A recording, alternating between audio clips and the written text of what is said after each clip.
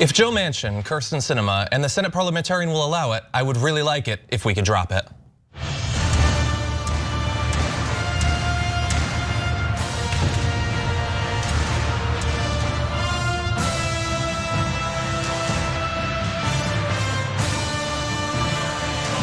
Isn't that awesome? They gave us an intro, that's it.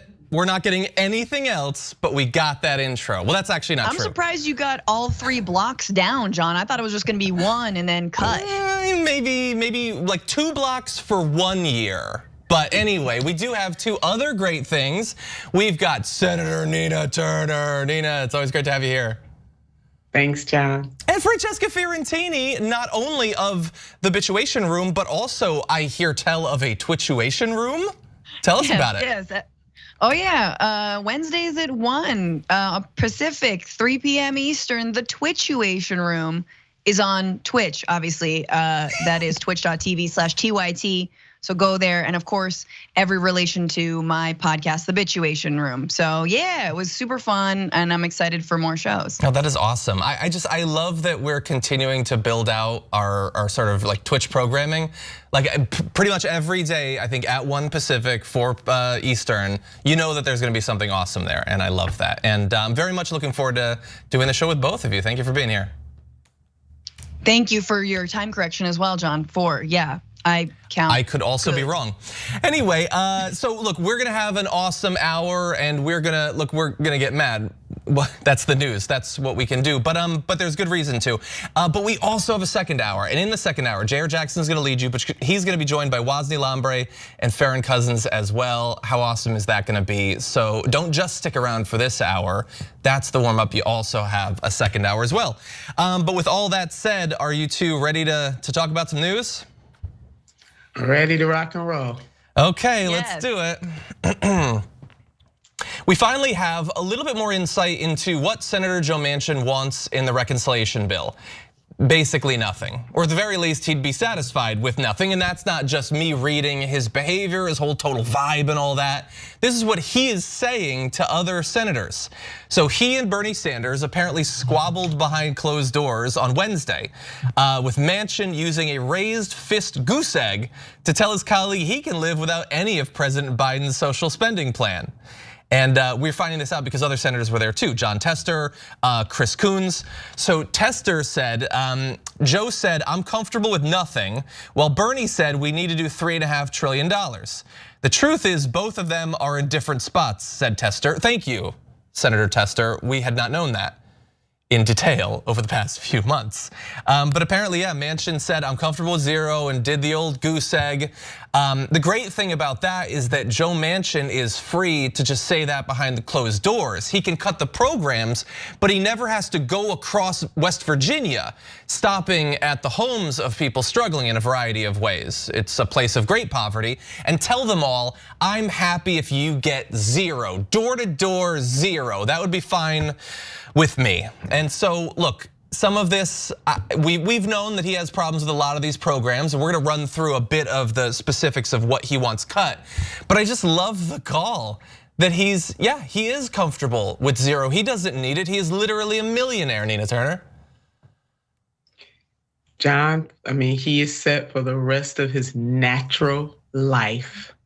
And so are his children, and most likely his children's children and children's children. So he could have, this is just flagrant indifference, just straight out indifference to the suffering of people in this country, and even especially in his own district. As you know, the state of West Virginia is the 6th poorest state in the United States of America. Lots of poverty there, struggle.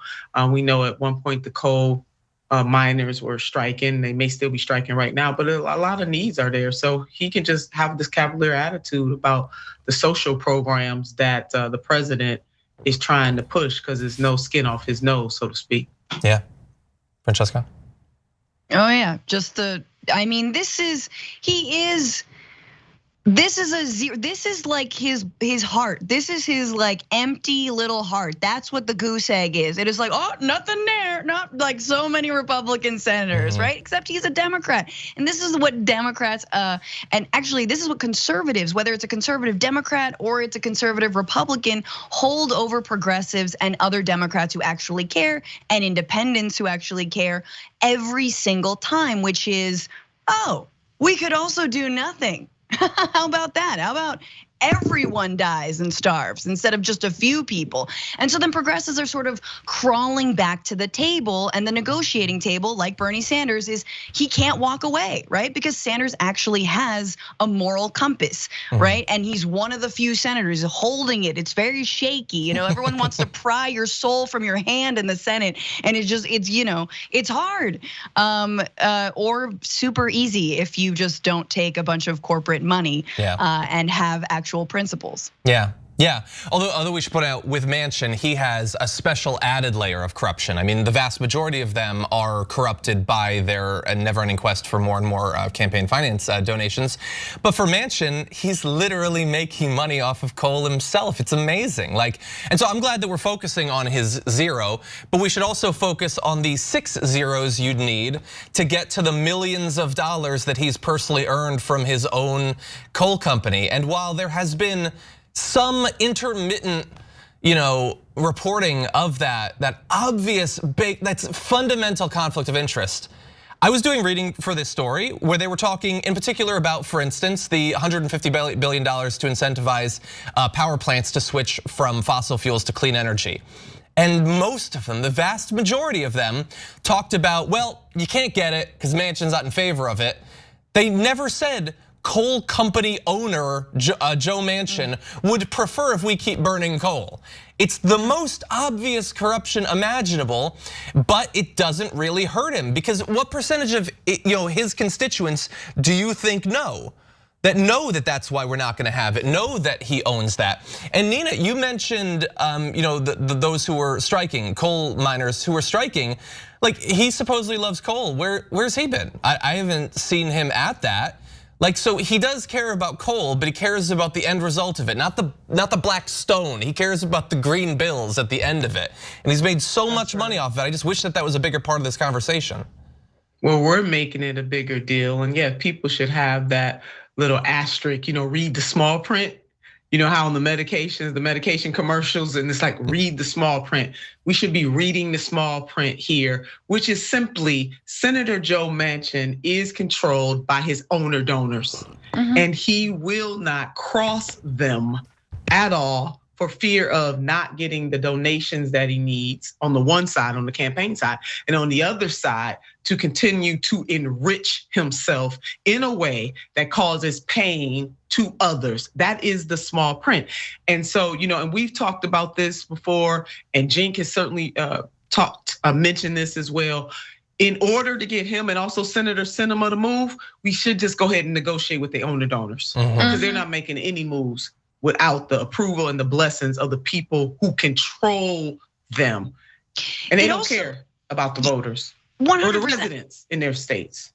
No, exactly. I'll just say 2 things. One, it makes me rethink what's in the pared down infrastructure bill, right? Like the roads and bridges infrastructure. If he's so against the social infrastructure, the Build Back Better Act and everything in it, and that's being stripped for parts as we speak, then what's in the very, very minimal actual infrastructure bill? Who's making out on that bill? Which donors, which private no bid contracts are getting funneled into the fine print of that? It makes me actually more dubious of the thing that is bipartisan rather than the thing, that we're working toward. It's, so it's super sus and suspect. The second thing I'm gonna say, and I've been racking my brain about Manchin for so long, I'm so sick of talking about him. I'm so sick of having to run around and figure out what's he thinking, what's in his heart. Nothing, as we've gone over. And it's the following: it's that it actually doesn't matter. In fact, it doesn't matter that our senators are corrupt. It doesn't matter that they're bought and sold. And all the rest of it, all the window dressing that a lot of media likes to do of, how do we come to the table and all the negotiations? At the end of the day, corruption is part and parcel of our political system. And that is so It's a painful pill to swallow, you guys. And absolutely, it moves us to take bigger and bolder action when it comes to getting something done, because we can't always definitely can't rely on Democrats to do it. Yeah, I certainly agree. I have the same questions about the bipartisan infrastructure bill. Like, we have effectively assembled through the course of this year, progressives have assembled a club sandwich of compromises. Like, the initial 3.5 was already a massive, I guess that's one piece of bread. The fact that we just said basically you can have your bipartisan one, which privatizes some infrastructure and a variety of other things that are not progressive priorities. They actually go against our values. Those are the compromises we already made, and now they're cutting additional trillions. What have they had to give up? What has Sinema or Manchin or any of them had to give up? Effectively nothing. And you're totally right about the baked in corruption. I wish that, like, the little bit that you might hear through all of your schooling about corruption is about bribery. And you get this image of somebody like using their foot to like move a bag like filled with hundreds like under a bathroom stall to a person. And it's ridiculous that if Joe Manchin, like if I handed a bag with $3,000 in it to Joe Manchin, he was like, yeah, he could go to jail for that. But if he stops legislation so that he can make millions of dollars, well, that's cool. That's just part of the system. Isn't that messed? I almost swore. Isn't that messed up that that's the way that it works? But that is the way that it works. And corruption occasionally gets talked about very briefly. There was a congressional cycle years ago where, because of Duke Cunningham, we talked about it a bit. But almost every single one of those representatives who were campaigning on it was at least as corrupt. They've just legalized their form of corruption, and they all point at the one person who is stupid enough to make it personal.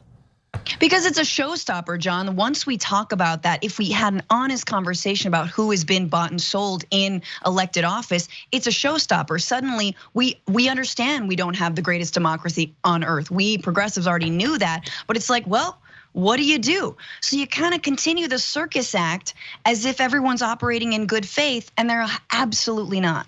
Yeah, so true. And just follow the money. I mean, not only follow the money in the budget to see where priorities are, but follow the money, the trails and trails of money that lead to these elected officials. It is absolutely legal in the United States of America to bribe politicians. You got to do it a certain way, John, as you laid out. One way gets you put in jail, but the other way, let's go overseas and raise money across the waters and not deal with the policies that need to be dealt with. Senator Sinema, let's have fundraisers and wine caves, and multi extra wealthy people can just pour money and have their will done, even if the overwhelming majority of the American people who are siding right now with both the hard infrastructure and the soft infrastructure plans.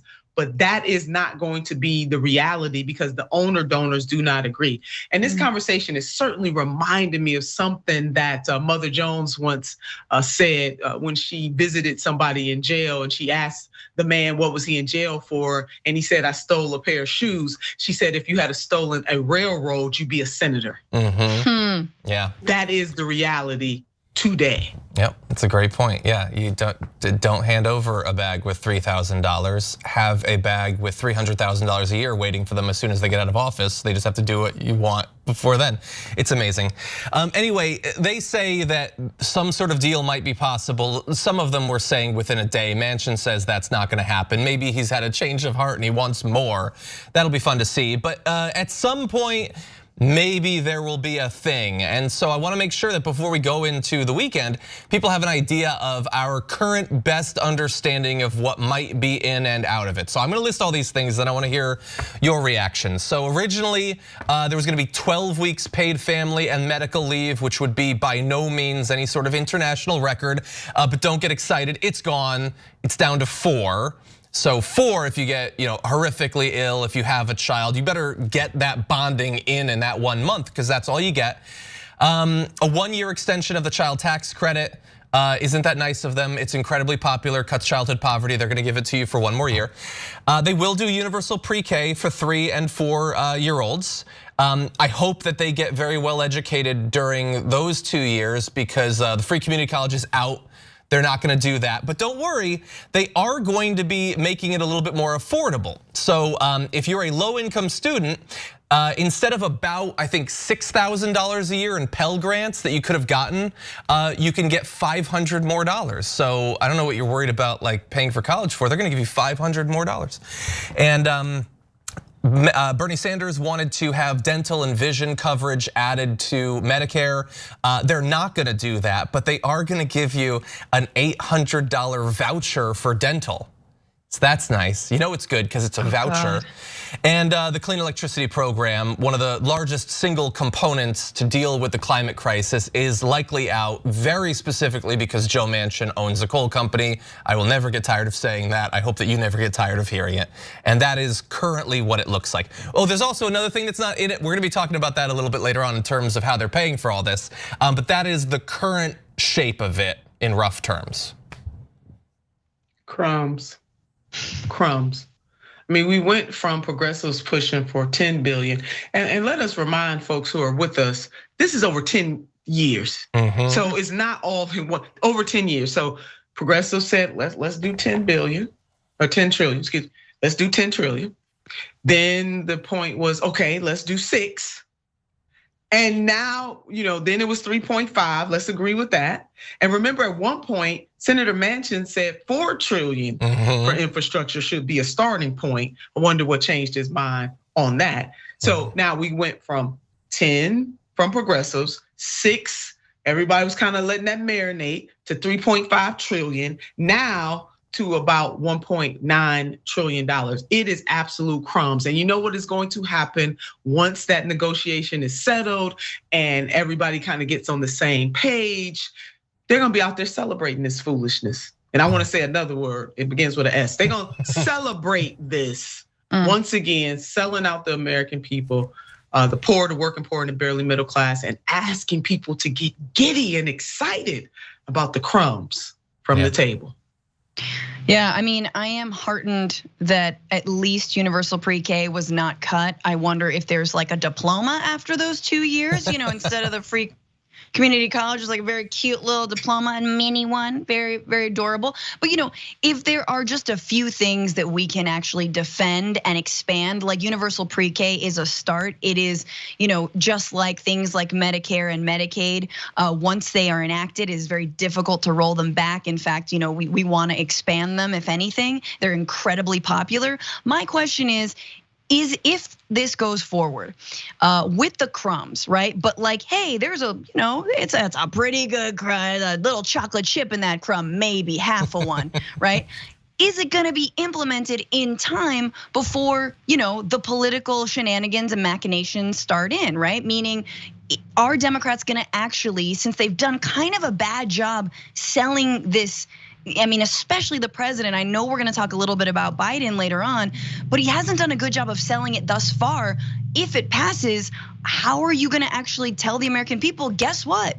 This is what we've done and we are doing. And if you can't get your kid enrolled, this year, it'll be next year, or is it gonna be in 6 years? You know what I mean? Like the implementation is really key, and the narrative and the language and the rhetoric around it and how it's really being discussed. I mean, we can't even roll out a vaccine in a way that feels compelling enough, a life-saving vaccine. And granted, it's largely thanks to the erosion of any kind of medical trust, thanks to Trump, as well as a privatized medical industry.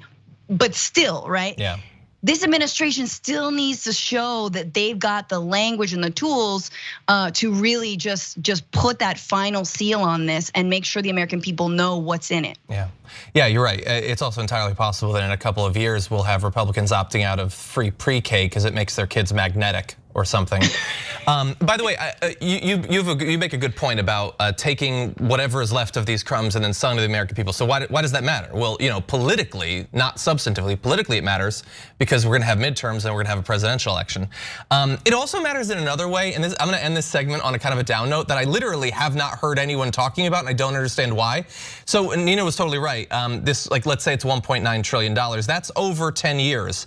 That's assuming you get 10 years, because if you do nothing with the mandate you've been given, and if the Republicans take control, who is to say that they can't use reconciliation to defund the programs that Biden is funding via reconciliation? Why are we assuming that if the Democrats don't maintain control, the Republicans won't just kill all of this anyway? I don't know, maybe it's unlikely. I think it's really weird that no one is talking about that though, because before we're even at the halfway point, we could potentially have President Harris or President AOC or President Marjorie Taylor Greene. Like, these are all possibilities we should be thinking about as well. I don't know, maybe that's getting into dark territory. Yeah. That's not gonna happen. Well, I hope not. Tucker Carlson would defund it though. Anyway, we do have to take our first break though, but when we come back, so we talked about one half of the American presidency, that's Joe Manchin. We're gonna hit the other half, the fancier purple-haired, cool dress half after this.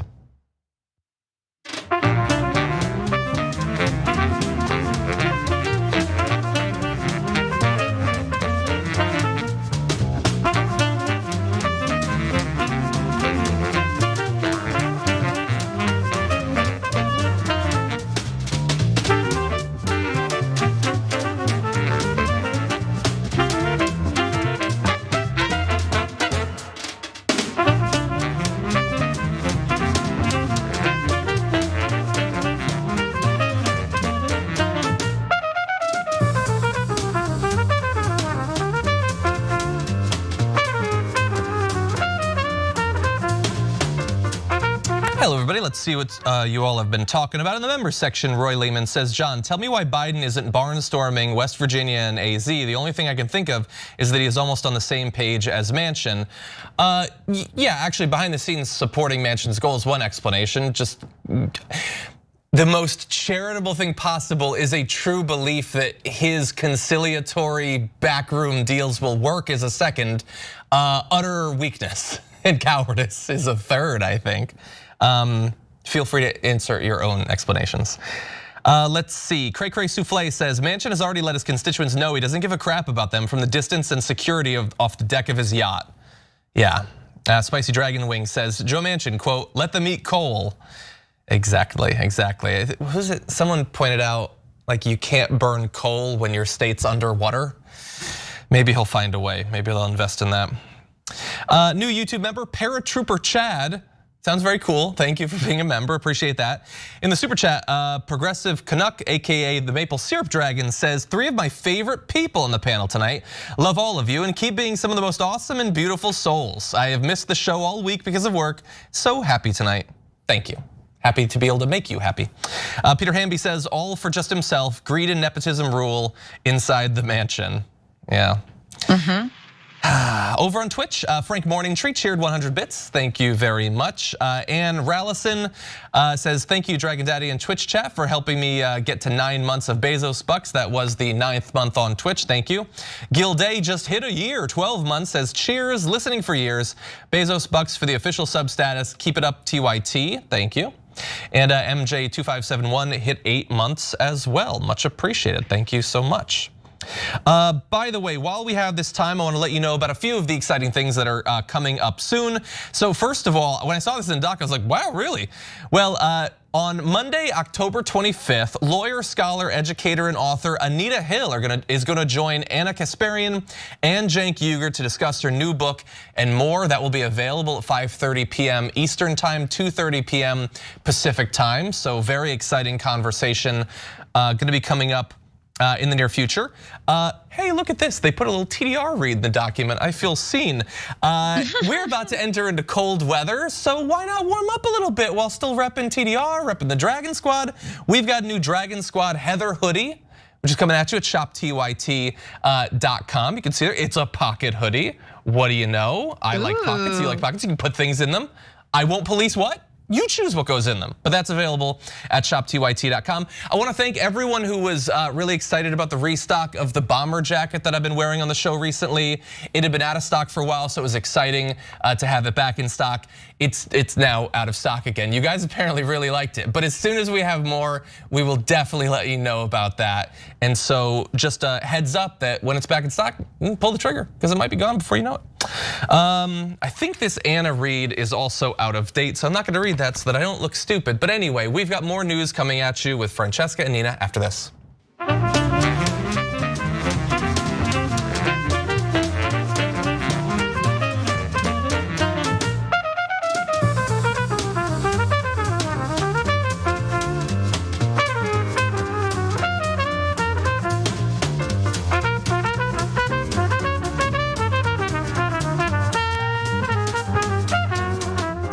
Welcome back to the Young Turks, everybody. Spending some time with Nina Turner, Francesca Fiorentini. This is a great way to end the week. Thank you for being here. Anytime. Unfortunately, I'm gonna make you talk about Kyrsten Sinema, so apologies in advance. You already signed up. I don't think it would be really unprofessional for you to drop your Skype connection right now, so I think I've got you as we launch into this next story. During his town hall last night, Joe Biden called out Kyrsten Sinema, specifically because of her opposition to one of the major ways to pay for the reconciliation bill, which is raising taxes on corporations and the wealthiest individuals in America. Here's a bit of that. There's a lot of Democrats in the House and Senate who are confused about where Senator Sinema actually stands on things. And I know she's been negotiating directly with you and the White House. What is your read on her? And obviously you need her to remain positive in your direction, so I don't know what you're gonna say, but what is your read on her? Do you know where she stands? First of all, she's smart as the devil, number one. Number two, she's very supportive of the environmental agenda in my legislation. Very supportive.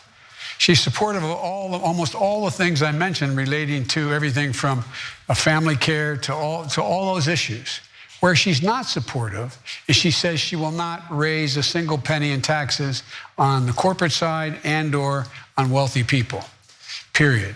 And so that's where it sort of breaks down. So Biden is right there. She was reported in the Wall Street Journal. She's, quote, told to lobbyists she's opposed to any increase in taxes on high income individuals, businesses, or capital gains. Like anything, nothing, not like, okay, I don't want to totally reverse the Trump tax cuts, but like let's not go all the way back. Like literally not a single cent more on the wealthiest people, the people best able to weather a tax increase, nothing on them. And so I gotta throw it to you, Nina. What do you think about Joe Biden's approach to this incredibly radical position from Kyrsten Sinema? Well, that wasn't a call out. I mean, Jesus, that was a call out. It wasn't a call out. I don't even know why the headline says that he called her out. He didn't call her out. He propped her up. He commented her intellect, smart as the devil, support this, and this, but with no money, because the tax increases that the president wants to put into this bill will actually pay for those programs on the social side.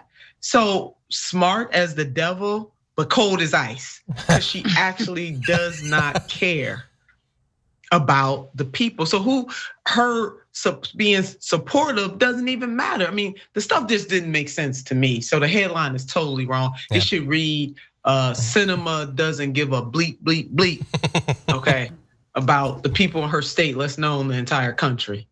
He didn't call her out, he complimented her.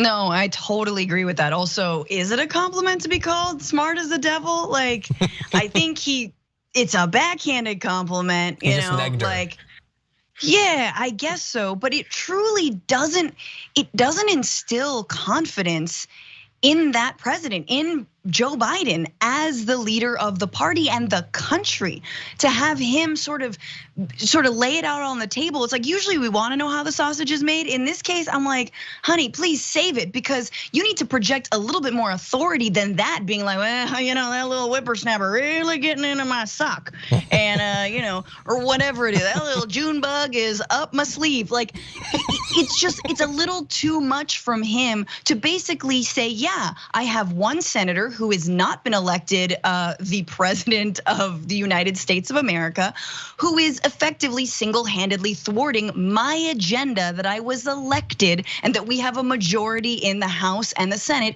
to enact. Like, so I would have said, keep her name out of your mouth, man. Just say we're working hard and we're getting everyone on board, and then repeat why it is so important to pass this piece of legislation and what it would do to, to families across the country. It's a perfect platform, Joe. We don't listen to what Anderson Cooper wants to tell you. Just project some strength, man. Honestly, you think shoe on the other foot. You think about Trump up there. If he would ever let anyone be like, so you got McConnell in your ear, don't you? Trump would be like, oh no, you kidding me? So you want a little bit of that from Biden. Yeah, he wouldn't be like, oh, sorry, Nina, continue. Yeah, I just wanted to add to what Francesca is saying again. The president, this is not a typical situation that we're in. I mean, there is a global pandemic. People truly are suffering and losing their lives and their livelihoods. So we're not talking about a bustling time economically or socially where we got time for people to play games. If I were the president of the United States of America, I would let both senators know, Senator Manchin, I'm coming to West Virginia, moving to West Wing there, as a matter of fact, brother. You're gonna see me every single day. And I mean that, because you know what? Instead of playing around with you, I can play around with a real Republican. That's it, and that's all, brother. And to let Senator Sinema know, and I'm on my way to Arizona directly. Yeah, 100%. On my way. I mean, that's it. And I agree with Francesca in terms of the strength that it takes. Even Lyndon Baines Johnson, President Lyndon Baines Johnson, as complicated and racist as he was, because he was son of the South, had them tendencies. He knew how important it was, whether he was doing it just for his legacy's sake or he understood that this was the right thing to do at that moment to push through the Civil Rights Act and the Voting Rights Act. Can you imagine this president in that moment? And President Lyndon Baines Johnson had to deal with straight up racists from the South, like straight up racists. And he still was able to push through, filibuster and all. Yeah. We need some Lyndon Baines Johnson action right here, baby, right now. Yeah, we could probably sketch out 10 or 20 levels of pressure, and I don't expect him to do the top 1. I don't expect him to do the top 10, but when you've been working for 45 years to become president, at one level or another, in the front of your mind, a little bit back, that's all you've been thinking about. And you're not gonna get to do anything because of this senator. You give a little smile. No, you don't give a little smile. They're destroying your whole thing. You've spent a lifetime working for this. Don't act like it's, yeah, she's a whippersnapper. She's that beetle crawling up your arm, as Francesca says. Really fast, let me point, maybe this is me getting petty or whatever, but the smart is the devil thing. Can we stop pretending that people are smart who are not? And I don't mean that she can't do well on a test or whatever. That's not what I'm talking about. I'm saying we should expect a little bit more before we throw around a word like smart. Smart means that your brain works better than average. What else could it mean? So when you pursue a political agenda that is gonna result in environmental degradation, the destruction of American cities from climate change, increased wealth and income inequality that will exacerbate political tensions, tribalism, potentially political violence, you are creating an American hellscape. Yeah, maybe pragmatically for her for a little bit, it's good, but how smart is that? When they say that Ben Shapiro is smart, Ben Shapiro sees two faces, a white face and a black face. And when he sees a black face, his brain shuts down. He can't think rationally about them. How smart is a person whose brain is so messed up? Tucker Carlson cannot conceive of the experience of millions of transgender Americans. He will never be capable of understanding, let alone applying any empathy to this community. So I don't care if he can do math problems. How smart are these people truly? Let's have a little bit higher expectations for things like this. On Sinema. Amen. Thank you. On Sinema, I will say, look, obviously taxing the rich are popular. We made a bunch of graphics about it. You already know that it's popular. We're not gonna read those. I will say, I love this. I saw this, I think it was the New York Times. Yeah, New York Times, I took a screenshot of this. Sinema's tax rate blockade prods Democrats left towards billionaires tax. Shut up. She's taking away the capital gains tax. Yeah, I think she'll allow a wealth tax through. I think she'll probably just forget who she's working for when Elizabeth Warren comes in with her legislation. Shut up, New York Times. Don't try to tease us with that stuff. They're gonna do a wealth tax. We can't raise the corporate tax rate 1%, you bunch of liars. But anyway, I just wanna throw a little bit more hypocrisy on there. Maybe this can factor into the smart thing too. Back in 2017, Kyrsten Sinema was really mad about the Trump tax cuts. Remember, she voted against them. The ones we can't get rid of, she voted to stop it, saying today's tax bill adds 1.46 trillion to the national deficit, raises taxes on hardworking families, and cuts nearly 25 billion for Medicare. Washington failed again to do the hard work and find real solutions for Arizonans. I guess she's found real solutions for Arizonans. And way back in 2011, a decade ago, she had said asking big corporations and the rich to pay their fair share is common sense, not class warfare. So one of two things happened. Either she lost her common sense or the class warfare continued and they took over the territory that is Kyrsten Sinema. What an indictment. Yeah, I mean, what an indictment of the Democratic Party to have these kinds of Democrats. I mean, it lays bare, I know some of the critiques that you, Senator Turner, and that Bernie Sanders brought up in his multiple campaigns, and that's why he ran for president twice, right? It is to say that the Democrats have strayed from their once mission of helping the working man, of helping, everyday people, of not being in the pockets of big corporations. And what an indictment that you have these two people out in front. And so we all talk about Trump. Trump has imploded the Republican Party. What if he runs again? Ha ha ha. We can't get anything done because we have people dripping in corporate cash, going like, how are we gonna pay for it? I got my money. Like that's what it is. It's a cartoon at this point. I'd watch that cartoon. Agreed. I mean, just absolutely agreed. And let me put an addendum to something I said about the president going there. If there are only two senators, which I doubt there are only two, a lot of people, a lot of other Democrats, it pains me to say it, are hiding behind these two. But let's just, for the sake of argument, for giggles, say that there are only two holding this process up. Well, then the other 48 should be there, like white on rice and black on coal. Yeah, and I meant that. All up in West Virginia and Arizona, doing what Senator Bernie Sanders was able to do when he smoked out Joe Manchin, his complaints about, why is he writing an op-ed in my state? He writing an op-ed in your state because you're not doing anything and he calling you out, brother. That's exactly what he's doing. Imagine if the others in the Senate, the Democratic Senate caucus, joined forces with Senator Sanders and did the exact same thing to these folks. Show them no mercy. Right. Yep. Why isn't there an op-ed with 48 signatures? That's it. That'd be powerful. I mean, 100%. I mean, you got Bob Menendez of New Jersey, who is against lowering the cost of pharmaceuticals, who's against allowing Medicare, the program, to negotiate the price of medicine to get a lower rate. I mean, so it's like, again, Senator Turner's right. There are so many other senators there, Democrats, who are like, yes, it's all about Sinema and Manchin. Totally. Yeah. No, and look, I'm glad that we have Senator Nina Turner here. We need Senator Nina Turner there. That's what we need. You'd be writing those op-eds. Okay, related to this though, the increase in any of the taxes whatsoever isn't the only thing that they're standing against. Another type of much needed reform is also there. So let's jump into one more quick story. At his town hall, Joe Biden talked about the filibuster, which is currently stopping pretty much everything from happening. Most recently, the compromise of a compromise voting bill that the Republicans successfully blocked with a filibuster this week. Here's what Joe Biden had to say about that. But I also think we're going to have to move to the point where we fundamentally alter the filibuster. The idea that, for example, my Republican friends say that we're going to default on the national debt because they're going to filibuster that, and we need 10 Republicans to support us, is the most bizarre thing I ever heard. I think you're going to see, if it gets pulled again, I think you're going to see an awful lot of Democrats being ready to say, not me, I'm not doing that again. We're going to end the filibuster.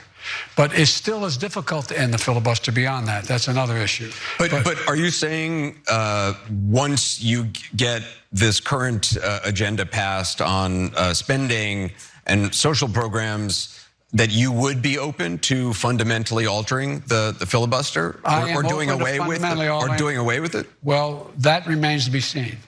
But when it comes to voting rights, is equally as consequential. When it comes to voting rights, just so I'm clear, though, you would entertain the notion of doing away with the filibuster on that one issue. Is that correct? And maybe more. And maybe other issues. Okay, so right there, you hear him say he would be willing to do it for that and many more. And he said that you might have at some point, I don't know why we would still need things to prod the Democrats into supporting this. What have they not seen that they yet need to see? But the issue is that you can get as many as you want as long as you do not get all 50. And you don't have all 50, they're not gonna reform it. Manchin and Sinema, and like Nina Turner was saying earlier, probably 2 to 6 more are not gonna do it, even for carve-outs for things like voting rights. Meanwhile, our voting rights are getting shredded, which is not only objectively wrong in a democracy, but will also make it substantially harder for the Democrats to win the elections necessary to get into the Senate to eventually reform the filibuster. It's an amazing self-fulfilling prophecy in that way. So he seems okay with the idea, but we're no closer to actually getting it done. Not based on anything that I've seen, but feel free to let me know if you disagree. No, and there it is. I mean, you just laid it out, John. It makes no sense. All roads lead back to voting. So in order to vote, to elect people who hopefully might do something on behalf of the people, we got to make sure that voting is expanded and protected. We know throughout the states in this country that Republicans are absolutely having a field day with it. We also know historically the filibuster has been used for very racist means. I mean, most often used to stop civil rights legislation, just period. So they should have been taking care of this. Now, the point that he's making about getting the infrastructure passed, and both the hard and social infrastructure passed. Okay, I'm gonna give the president that. But at the same time, making it very clear that we cannot continue on this course. It is very disruptive to the whole of democracy. And the fact that For the People Act is going nowhere, the John Lewis Voting Rights Act might go somewhere. They allowed Manchin to introduce a watered down version of For the People Act that does nothing with dark money. Asked the brother to bring 10 Republicans. He had one job to try to bring 10 Republicans across the line to pass his version of the legislation. Why they would give this man this kind of deference just absolutely boggles my mind, especially since it has been revealed that he thinking about going independent any daggone way. Why are they letting this man be the shadow president? He out of the shadows. He just flat out acting as if he's the president. But let me just get one more thing. Back to President Johnson, what he said about voting. A man without a vote is a man without protection. Let me throw people in there, but people without a vote are people without protection. That is it. All roads lead to two things. We need campaign finance reform, and we need to make sure that we are expanding and protecting the ballot box. They go hand in hand.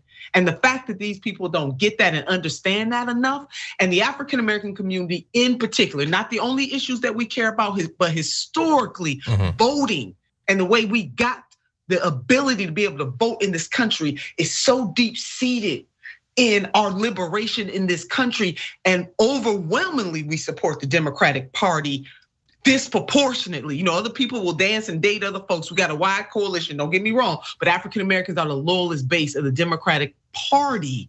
The fact that they are not putting a higher premium on ensuring that voting is secure and expanded and getting away and getting rid of the filibuster boggles my mind.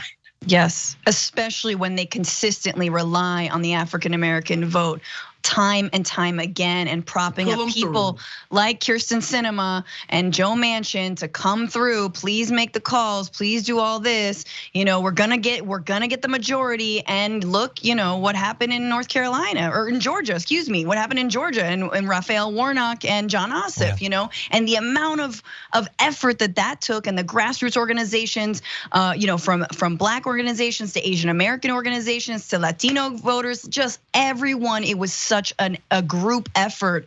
And and they're squandering it, right? And just again, his stance in that town hall. I mean, I don't know, they need to do these in the morning or something, or whenever he's at the peak, because he's just so defeated. Yeah, maybe more. I don't know, doopy doo. Like I'm so unconvinced. And I know a lot of media outlets are like, hey, maybe this will really do something. And they're very excited about it. I don't see a man who is convinced. I don't see a person, a politician who is going to lead this charge. I see someone who feels already defeated around the things that he's trying to get done. Yeah. And he's allowing others to stymie him. And I just wanna say, like, all of this makes me realize, we talk about the inside political strategy. A lot of this gets very wonky. Who's meeting with whom? Who's moving on this and that?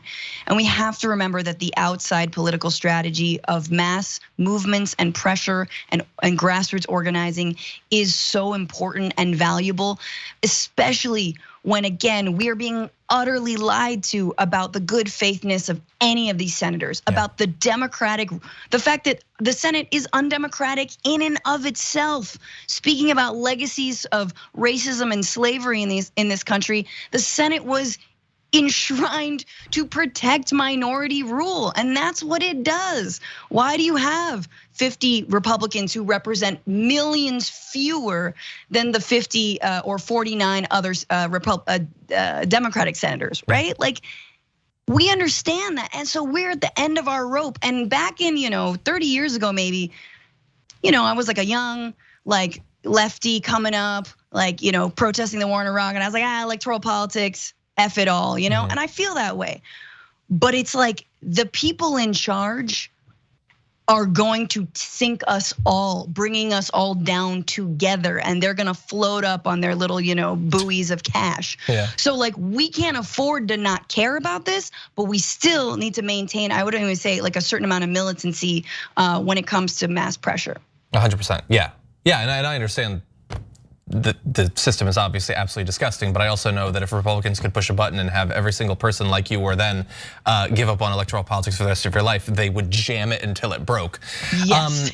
Both of you have talked about history, about how the filibuster has been used. I think historically, more than 50% of the filibusters for several decades were specifically stopping any sort of civil rights reforms. And you were, Francesca, you were just talking about how messed up and unrepresentative the Senate is. And there are things that have changed in the past 50, 60 years, but there are some things that haven't nearly as much. And so I want to demonstrate that, playing a video that we've played before on the show. And it has to do with a bunch of racists and some moderates using the filibuster to protect the voting suppression that's going on. This is a video of Martin Luther King Jr. And other than that, it could be played today and be just as accurate about what's going on. Take a look at this. Well, I think the tragedy is that we have a Congress with a Senate that has a minority of misguided senators who will use the filibuster to keep the majority of people from even voting. They won't let the majority of senators vote. And certainly they wouldn't want the majority of people to vote because they know they do not represent the majority of the American people. In fact, they represent in their own states a very small minority. It's 100% true. Everything that the Republicans are doing in the Senate, in state legislatures, demonstrates that they do not have 1 ounce of faith that they will ever get a majority of the country to support them or their agenda, assuming that someday they ever have an agenda again, other than tax cuts, voter suppression, and occasionally demonizing transgender athletes. Other than that, they have nothing. They don't feel the need to get anything because they are every day building on the multi-layered, unrepresentative, biased system that we have. And it comes in a lot of different forms: the Electoral College, the fact that you can gerrymander, the inherent system of representation in the Senate, all of this. And they've been adding layers of voter suppression to it for decades and decades and decades. It was bad in 1963 when that video was recorded, and it's gotten worse basically every year since then, especially since the Supreme Court decided that I guess states aren't racist anymore and you don't need the Voting Rights Act. And the last couple of years might be the worst of all. And the Democratic Party has an obligation, a duty to be the only party to stand up for democracy. If you're not gonna have two, you should at least have one, and they're not doing it. Kyrsten Sinema and Joe Manchin and a few others would prefer to have the filibuster as a shield, not a shield that protects democracy, but a shield that protects them from ever having to do anything in the Senate. And if the cost of that is that the voters of Georgia, who've done unimaginable work to finally elect 2 senators, if that gets taken away in the next cycles because of the new voter suppression, then he's fine with that. If Texas, which has been trending blue, if they halt that in its tracks, then that's fine. If they can flip Arizona and some other states by making it so difficult for Democrats to vote, Joe Manchin and Kyrsten Sinema aren't gonna lose any sleep over that, and that could not be any more clear. But as Francesca said, Joe Biden, if he understands these stakes, he's sure not acting like it. Any other thoughts? I mean, there it is. You just laid it out. Just as clear, crystal clear, laid it out. These things are not separate. They're very much a part of the whole. They really do go together. And that is what we need the Democrats to understand. I believe that the Democrats are going to get handed next year in 2022, because another point that Francesca made, that even if we get the crumbs, how they put it out there, when do the everyday people feel the impact of the crumbs remains to be seen, and will it be in enough time to actually sway the voters that their material conditions have changed or will be changing soon? That is going to impact 2022. Yeah. Democrats need to wield power. It's finite. You don't have it all the time. And really the difference between the Democrats and the Republicans wouldn't give a care. They're gonna wield that power. I mean, Senator McConnell is wielding that power. He got an ironclad lock on his caucus. They don't give it. And I wish the American people, although I'm a Democrat, had more of a choice. But they really, because the Republicans have lost their ever-loving minds. And the Democrats ain't far from it, because they're not wielding that power that was given to them. And yeah, Georgia brought it on home, but I think it's going to be squandered. And Democrats are going to have a serious awakening that is beyond politics, because it has consequences to the people who depend on the government to stand up for them and do their bidding. They're going to get handed in 2022. Yeah, I agree. Super fast, we're at a breaking point for sure. And this pandemic proved that we don't have a country anymore. And I'm reminded of the quote, it's either socialism or barbarism. It's either democratic socialism, it's actual social programs for the people, or it's barbarism. And it's all the kind of warfare that the crazy Republicans, as Nina Turner said, who've lost their damn minds, what they're pushing us to. So make a choice. Yeah. Well, we're gonna take our second break. We come back, a little bit more for you after this.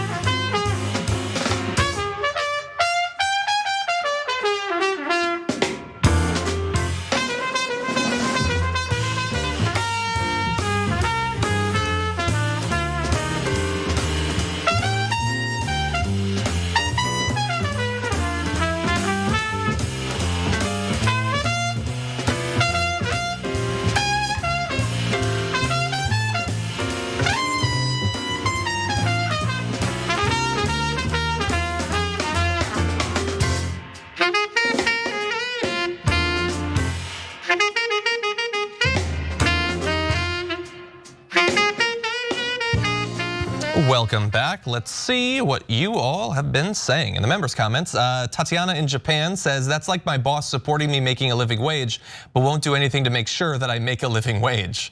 Yeah, thank you for your support, I guess. Let's see. New York Rican says, and I need you to know that this is in all caps. Nina, Nina, Nina, Nina, Nina's everything. All caps. Well, technically, I don't know if exclamation points are in caps, but everything that's not an exclamation point is in caps.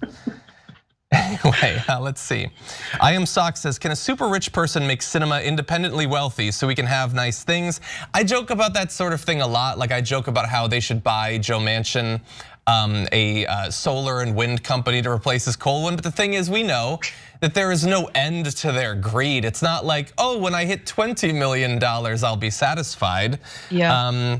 Watch the Lord of the Rings prequels if you want to understand dragon sickness. Anyway, Jojo H says, smart as the devil, she is the devil. Well, I don't believe in one, but I bet they'd get along if they were.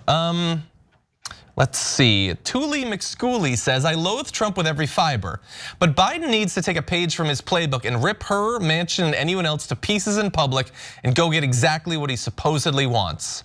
Yeah, you don't need to call them pencil neck or little or sleepy eyes, but he did fight for the few things he wanted. The crazy things he wanted, he fought for. You could do that.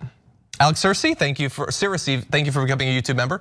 Let's see, R Stone says, we heard from Manchin and Sinema, who's been silent this whole time? Mitch McConnell, any brand of Republican, and Jim Clyburn. I wonder why that is. Well, the Republicans don't really need to say much or have much to say. Let's see, Jason Varden says, my 3 favorite hosts in the same show, late start, I was at work. Thank you so much for being here though. Thank you for everyone else. We will try to read more, but we do have to get to our last story. Apologies, it's gonna be Candace Owens, but she's saying some crazy stuff after this.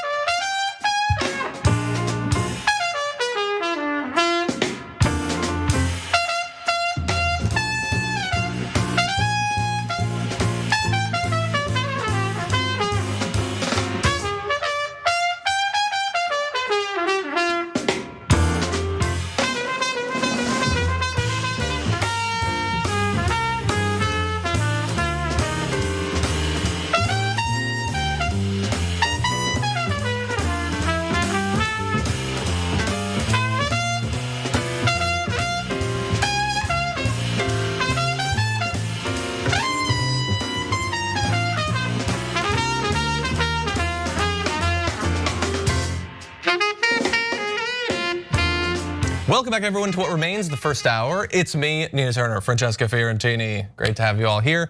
By the way, reminder that coming up in just a little bit, Jared Jackson's gonna be taking over for the second hour, joined by Wazi Lambre and Farron Cousins. So that's gonna be a lot of fun too. You're not gonna wanna miss it. We only have a few minutes left, but let's talk about this. Like many Republicans, Texas Lieutenant Governor Dan Patrick has been searching for a solid year now for evidence of voter fraud. And in fact, he offered up a bounty for it. Texas loves their bounties these days. He offered up $1 million in reward money to be paid out of his own campaign coffers to, quote, incentivize, encourage, and reward people to come forward and report voter fraud. I mean, that's a big incentive. You could potentially make a huge sum of money if you could just prove that voter fraud happened. And there was obviously so much. I mean, for Joe Biden to steal the election, that's millions of votes that were falsified.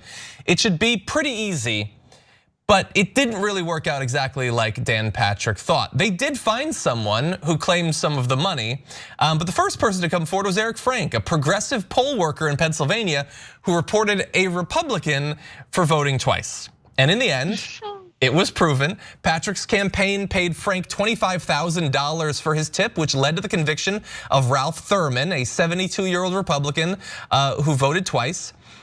His lawyers claimed he'd been tricked by poll workers into voting a second time, later admitting he had illegally voted a second time using his son's name. And apparently, while he is the first and only person, Eric Frank, to get some of this money, they gave him the minimum amount promised, just the $25,000. So like not only have they not got any Republicans that they can give money to, but he's really holding on to that money really jealously.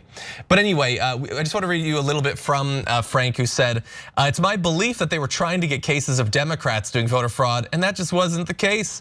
This kind of blew up in their face. Of course it did. Sweet irony. Yep.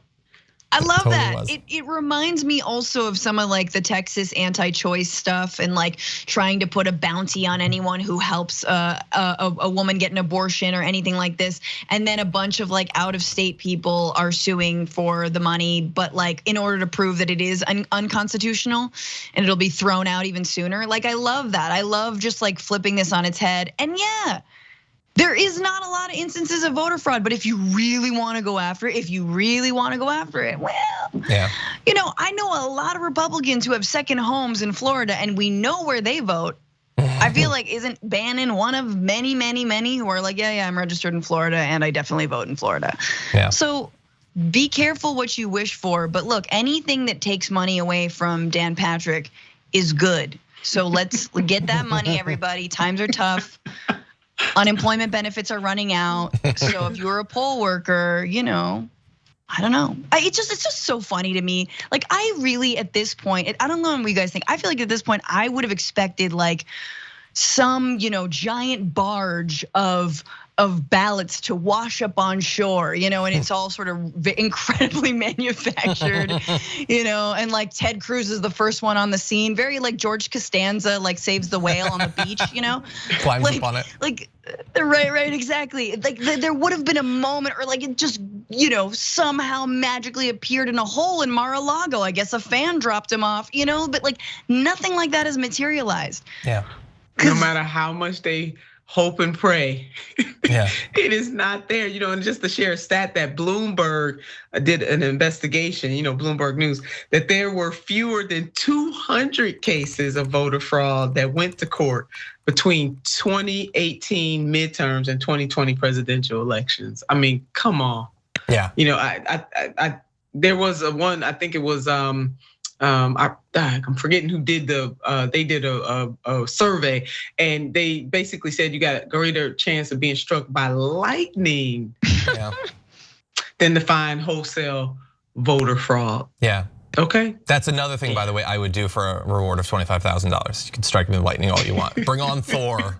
But anyway, not to take away the fun of this, but I do want to transition to why this matters, because this story is the perfect demonstration that the election was actually secure. You think that like Rudy Giuliani doesn't need that money if he could prove voter fraud? They can't, okay? But nothing of this will convince a single Republican that there was not massive voter fraud.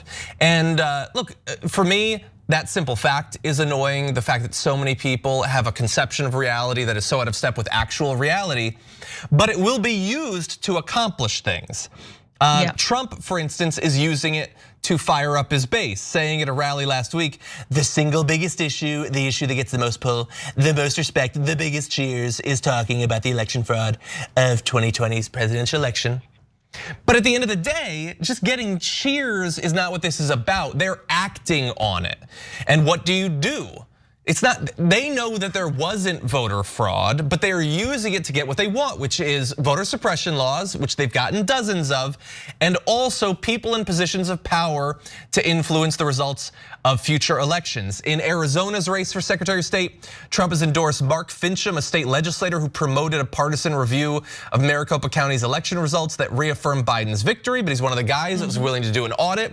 In Georgia, Trump is supporting Representative Jody Hice in a Republican primary to oust Brad Raffensperger, the Secretary of State who resisted Trump's pressure to rig the state's 2020 vote in his favor. And by the way, Greg Abbott just put in a new Secretary of State that tried to help Trump overturn the last election. That's John Scott. So in a number of these states, some of which Biden won narrowly, others in theory could flip, they are making sure that not only do they suppress the vote as much as possible, but that the Secretary of State, the position most in charge at the state level of how elections are handled, how audits go, how recounts go, how all of that goes, they are putting absolute insane conspiratorial flunkies into these positions. Now, some of these have been appointed already, some will be running in races, so definitely keep an eye on those. But the insane rhetoric that we're hearing now is not just bad for rhetoric's sake, it is laying the ground for potential actual challenges to elections in the future. Yeah, not to mention with all these people in power, I think we might start seeing the stealing of elections if we haven't already, as in the case of Stacey Abrams. But with these folks counting the ballots and like in charge and stuff, like, again, Republicanism is one giant projection. They will soon fulfill their own prophecy and be the ones who are actually committing the fraud and stuffing ballot boxes. Mark my words, we're gonna see that because again, whatever they can do to maintain minority rule at all costs.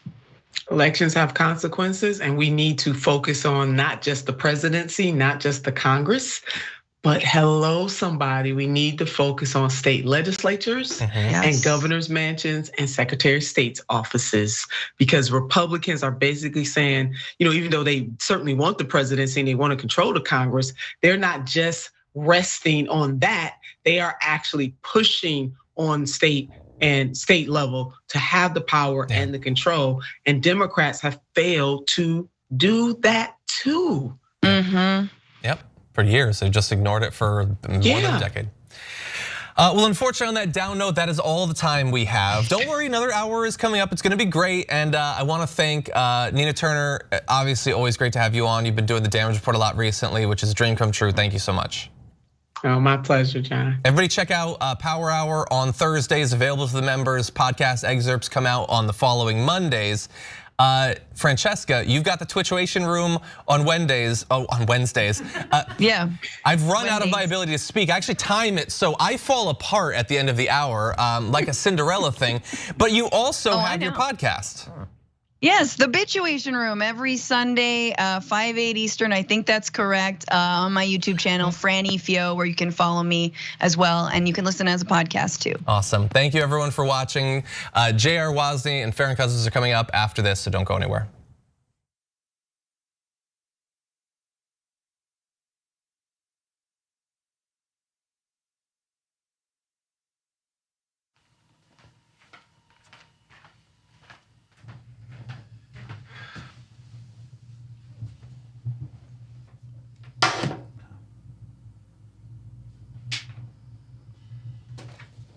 Welcome to the Damage Report. I'm John Idarola. This is gonna be a big one. Meanwhile, in the Arctic, you know where this is going. You watch the Damage Report, the Arctic's on fire. Obviously, why would we be talking about the Arctic except to tell you that it's melting once again? The Republicans aren't that interested in it. I wonder why. Lift out of poverty up to 3.7 million people, including an estimated 1.3 million children.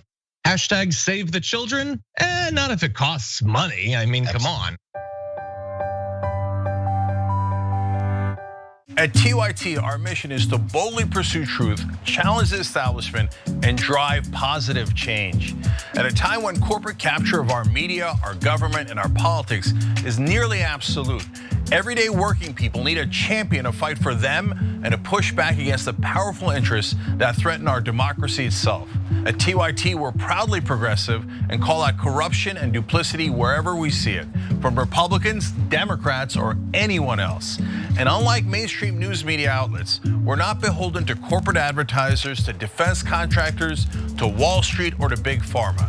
We only have to answer to our audience, and for nearly 2 decades, we've accomplished that by delivering honest, timely, and insightful perspectives on the day's news without fear or favor or concern for whose toes we might step on or which powerful elites we might offend. And while we're super serious about the news, we also manage to do it in a way that is fun and lighthearted. We can do this together and serve our audience, and yes, have fun doing it.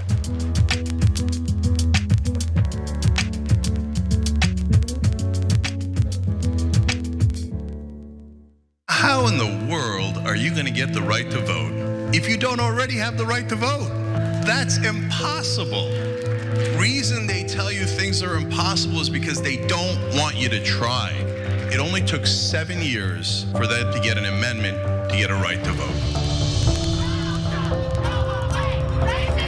Does this result in millions upon millions of Americans losing their coverage? And we've been waiting to find out, and now we know, yes, it will cut millions.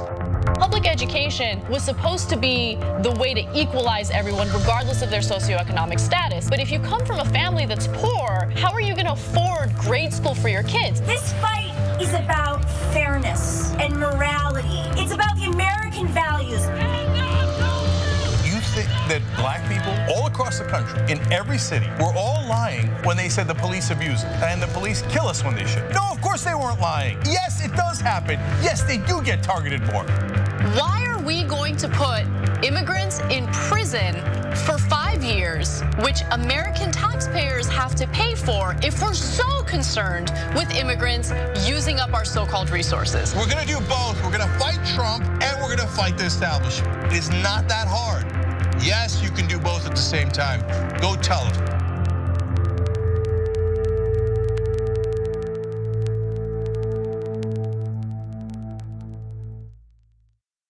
ShopTYT.com has new shirts like this one. And you're thinking, Cenk, what is that one? I can't see it other than the black. Yes, so I'll show it to you.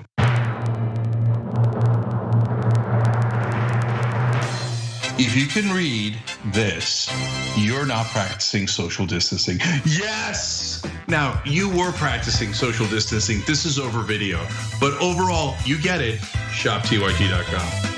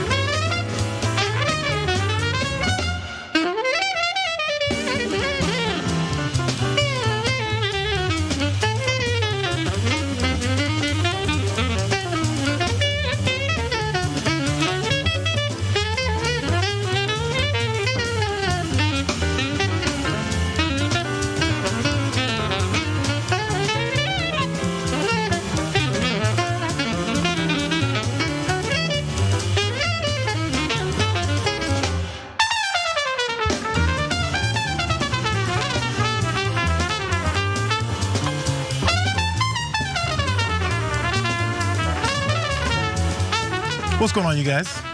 Let's drop it, fine.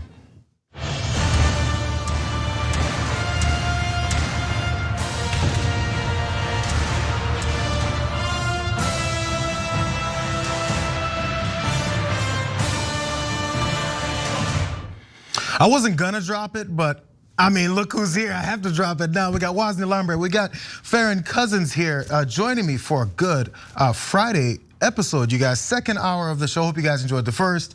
We're gonna go ahead and dig into some more stories. How you guys feeling today? I never like jumping in without letting you guys let me know how you're feeling.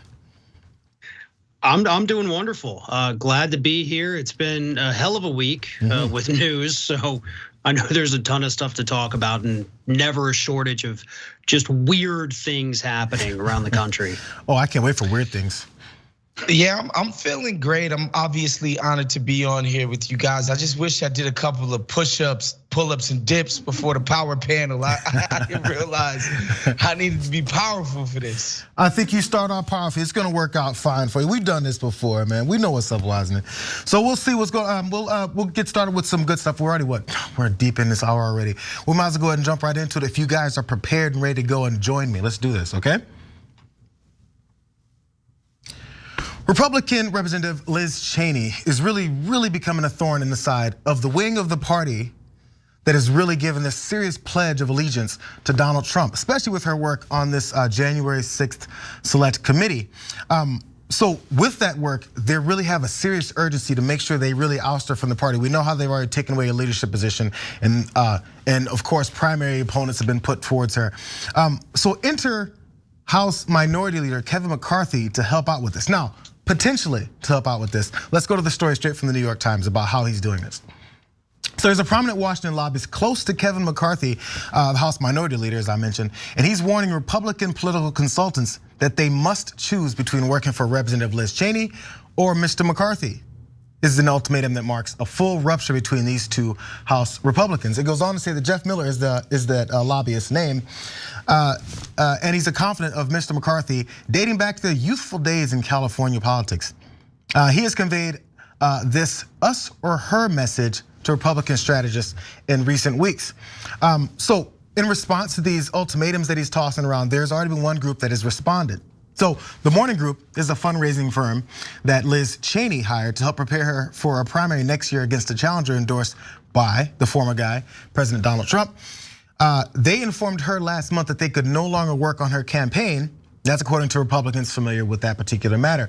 So a principal at the Morning Group, Mackenzie Jordan Dolan, declined to comment on the firm's decision to drop Ms. Cheney.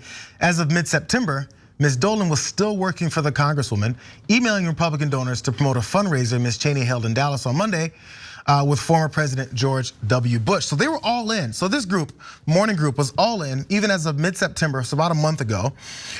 They were all in and down and working with her primary, her potential primary fight that she's got going on with the opponent that Donald Trump put forward. But suddenly they pulled the plug. One more point before we jump into more of this. She's just not undermining Kevin, but the whole GOP conference is what Mr. Miller said of Ms. Cheney. You're either with Kevin and the conference or the person undermining them. And this is the line that's my favorite one. You can't serve two masters, is what they're now saying. So just that line there, the reason why I point out that particular line about you can't serve two masters, this is a representative of the United States, and she was elected by constituents in Wyoming on the Republican side. She's with the party, but there's apparently two masters, quote unquote masters within the party. Neither one of those masters are her constituents. Neither one of those masters are people that voted her in. The masters apparently are either the Republican Party, well, specifically, I guess in this case, Kevin McCarthy, or the select committee that's looking to get to the bottom of the situations that happened, who was a part of planning and preparing for January 6th. And apparently the master has to be answered for. And again, a good buddy of Kevin McCarthy is that guy. First of all, before we go to further deeps, I want to get what you guys just think about this plan itself to undercut her, because they've tried other things, and now this is the latest. Is this gonna work out? I don't know. I mean, I think Liz Cheney obviously has got pretty strong name recognition. She's liked, in her area. Sorry, I got dogs going off in the background, but I don't think she's in that much trouble, to be honest with you, in Wyoming. Things could change, obviously, over the next year. But I think with her record as a staunch conservative, I don't think they're gonna turn on her just because she disagrees with the party on this one issue. Now they could, I could be totally wrong about that. But I think for now she's okay. But I do think that could change. I just don't know if it will change. You're talking with voters. You're not necessarily saying like with the party itself appears to have made their decision. Oh yeah. The Republican Party, like they're gone. That is absolutely Trump's party now. And I think as time goes on too, if Liz Cheney is to stay an elected official, she's either gonna drift that way. I don't see the party drifting back towards Liz Cheney. So she's gonna have a come to Jesus meeting with herself. Like, what am I? Am I still this? I vote with them all the time, except of course on this one particular issue. I'm not abandoning warmongering. I'm not gonna suddenly wake up and support the Build Back Better Act. I still go with all these people. So maybe once Trump's gone, she'll lurch a little forward, further to the right and be with the rest of them on every other issue as well. Yeah, it's just kind of crazy to me that this story kind of paints Liz Cheney in a bit of a sympathetic light. Just for the record, I could never feel bad for the spawn of dick warmongering war criminal Cheney. Like, that's just never gonna be my stance. However, I think it's fascinating that this is the type of issue that the party establishment circles the wagons for. You go against Donald Trump, we go against you.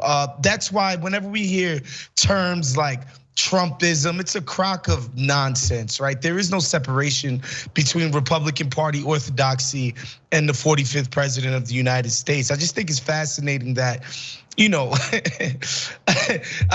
think of other politicians saying like racist stuff, like Europeans are the only ones who ever contributed to civilization. Or I think of other politicians aligning themselves with a group who thought Hillary Clinton was running a child sex ring out of a pizza shop. Like that gets you nothing. Like you're fine in the Republican Party when you espouse those thoughts and those views, but you go against Donald Trump and you're cooked. This is and that's become the main, I guess, agenda item, principle of the Republican Party is, have you crossed Donald Trump lately? I mean, her and Adam Kinzinger are the two that are on the committee that are being targeted the most here.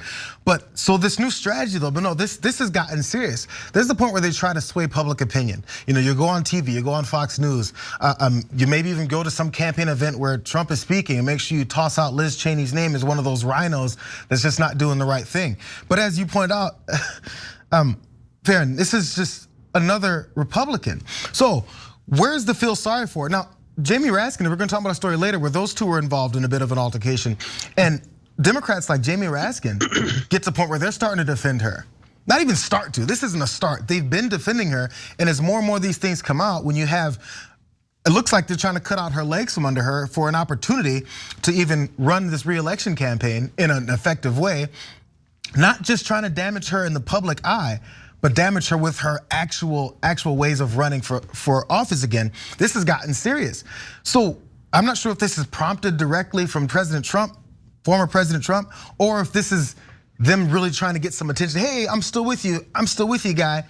But man, it's a level of seriousness that I don't see Democrats ever doing. There's battles within the Democratic Party right now over the spending bill and things they're trying to get done.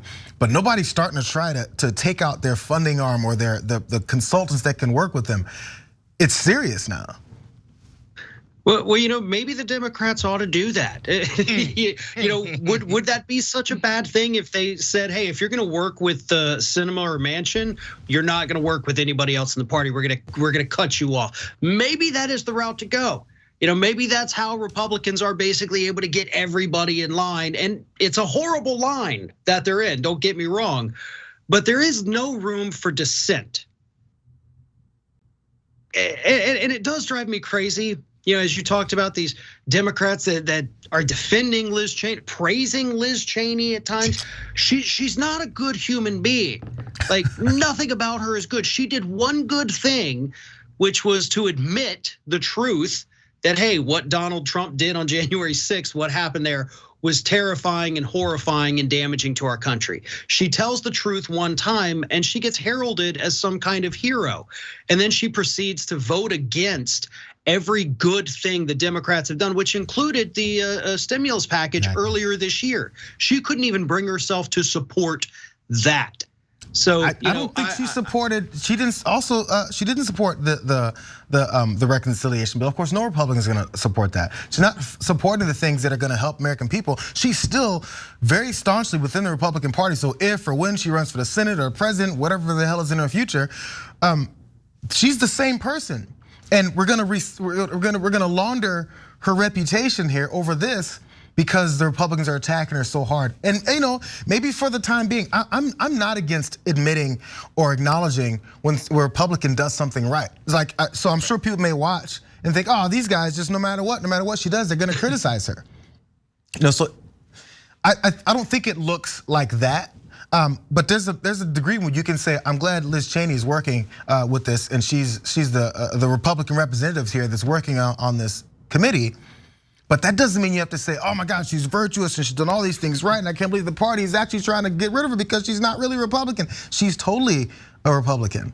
This Trump is a different kind of guy.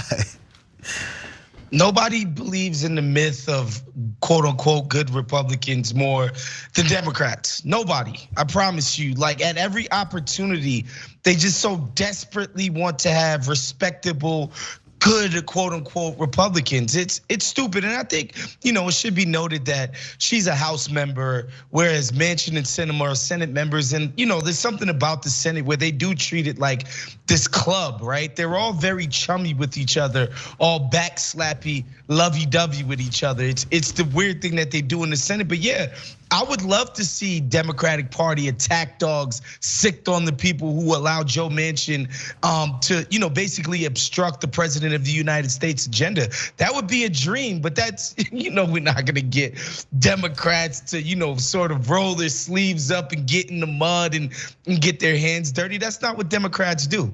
And as he does it, as we saw Kevin McCarthy here, again, this is one of his best buddies from way back in the day. I mean, there's no comment from his group. There's no comment from I think from Jeff Miller's group, I believe his name is. So it's happening right in front of you, and they don't even necessarily have to acknowledge it. They're like, hey, this is just what's gonna happen. These are the things they don't want to come out to look a certain way, potentially they're worried about, but they'll still do it. One more point about this before we go to this break really fast. So he has some connections, Jeff Miller here, this lobbyist who's working to make sure she's not on. Let's go to this last graphic here. So lobbyists declined to discuss his communications with the party, as I just pointed out, or to say if Mr. McCarthy had prompted him to issue this ultimatum. Mr. Miller, whose clients include Amazon and the Pharmaceutical Research and Manufacturers of America, does not work for the leader and is not paid by him. However, they are the closest of friends, again, and they have that working relationship that has gone way back to the days in California. So he's got a bit of a Rolodex of people that he has that he can lob around and be like, anybody goes against me and whoever else I'm working with and working for and helping out in this case, you gotta deal with me potentially telling my folks that I have some level of influence on, that they're not gonna work with you anymore. We gotta take a break really quick. We will come back with more stories, the same awesome panel you got here, but yes, we're already halfway through oh Jesus, how does this happen so fast? But when we come back, we are gonna talk about, I'm sure everyone has heard about that tragic accident that happened on the movie set involving Alec Baldwin when we come back after this break.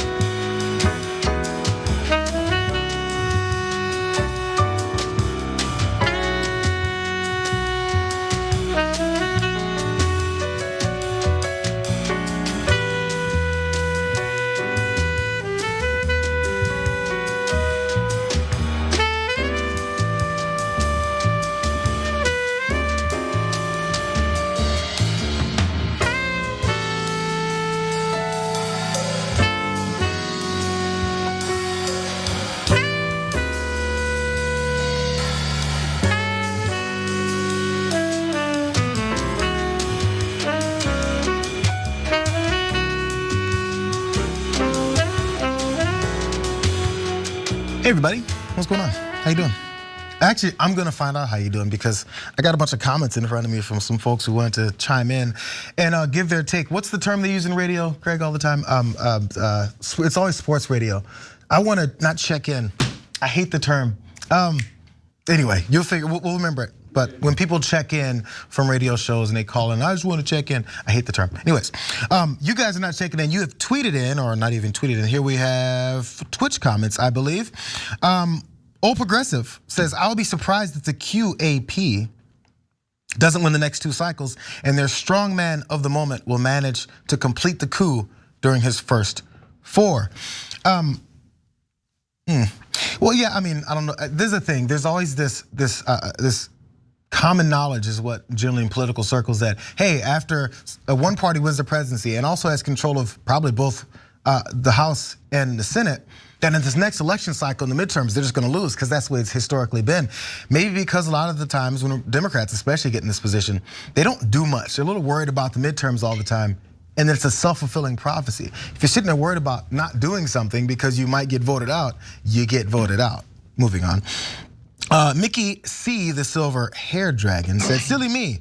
I thought that the legislators were supposed to serve their constituents, the American people, and not the party master. Again, man, the term master, you can say that openly and directly about an elected official of the House of Representatives who's supposed to represent her constituents and is talking about how this group of thousands of people did run in the Capitol and tried to overturn an election, but she has a different master to serve.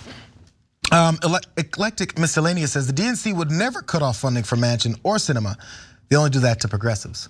Well, we've seen that working in real time all the time as well. We've got some more members. Well, one more member, Christy Philbin, 2 of them, and Doris Hirsuka. Apologies, Doris. I know I destroyed your name. Hruska. Hirsuka. Apologies. Which one of them is going to be the silent word, H or the R? Quick super chat comments from Waldorf Nation. Farron is what he says with an exclamation point. So I guess you got to respond to that, Farron. At some point. There you are here. Jenks Rage Shamwow, also another super chat. Can we please, I think there's 4 of them, get someone to go to the holdout states and hold rallies to put the pressure on? Who mentioned that? There was someone on CNN who mentioned that. Chris Cuomo said they should start going to rallies, or maybe Biden specifically. No, it was Don Lemon. Don Lemon specifically go to rallies to make sure that they get their agenda across. Maybe something they need to do. We'll be back with this powerful panel in just one more moment.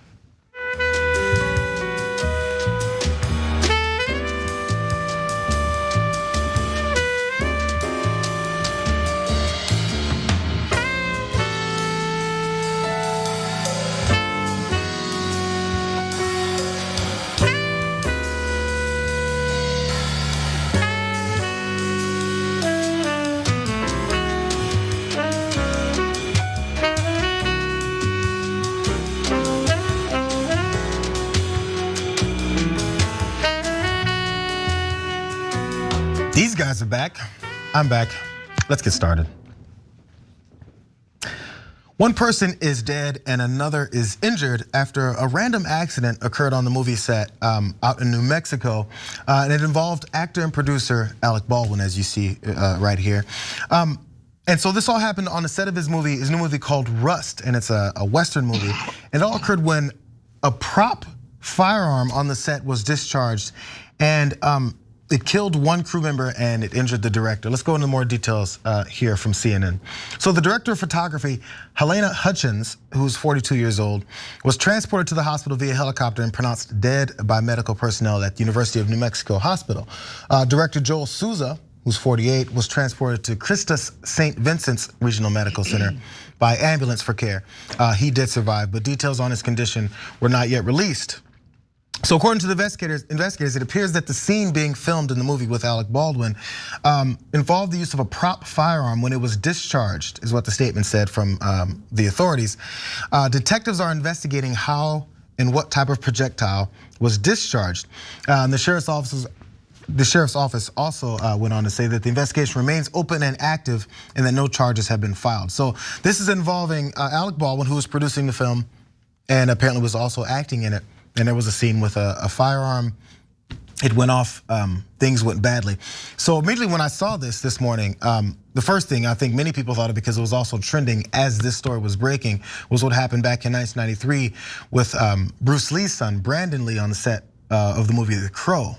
So while he was filming the movie The Crow, actor Brandon Lee, he was killed when he was struck by a bullet from a gun that was supposed to just have blanks in it, but it had a bullet lodged in the barrel instead, which again, it goes to this mysterious death that happened with him. And then, we know how his father died randomly and mysteriously as well. So his family, at least his sister, Brandon Lee's sister, tweets from his account, and she saw the same similarity as well. And she tweeted, "Our hearts go out to the family of Helena Hutchins and Joel Souza and all involved in the incident on Rust. No one should ever be killed by a gun on a film set, period." So there's also one other instance to it, and maybe it wasn't as big of a thing, but it was also 1984. Even blanks can be deadly, CNN went on to acknowledge. Even blanks can be deadly if fired at very close range. In 1984, actor John Eric Hexum was playing around with a gun on the set of Cover Up, Golden Opportunity, and he died after putting the gun to his head and pulling the trigger, joking around. And it had some effects still there. Before we go to you guys talking about this, I do want to go to one moment. There is this specialist, or he's a professional when it comes to prop weapons and firearms and things like that on movie sets. And he was speaking with CNN about how these things work and how it potentially failed. Let's go to that really fast. extreme caution with any kind of weapons. Typically, we will do a safety brief with the cast and crew. We'll introduce the weapon to the cast and crew. We'll let them examine it. We'll explain the safety precautions that go with each type of prop weapon. Typical prop load will be about 25 to 50% of the gunpowder in an actual projectile load that would be used in a regular weapon. With that in mind, there has to be safety precautions. There have to be safety distances. And at some point, there was a mishap, and those were not followed.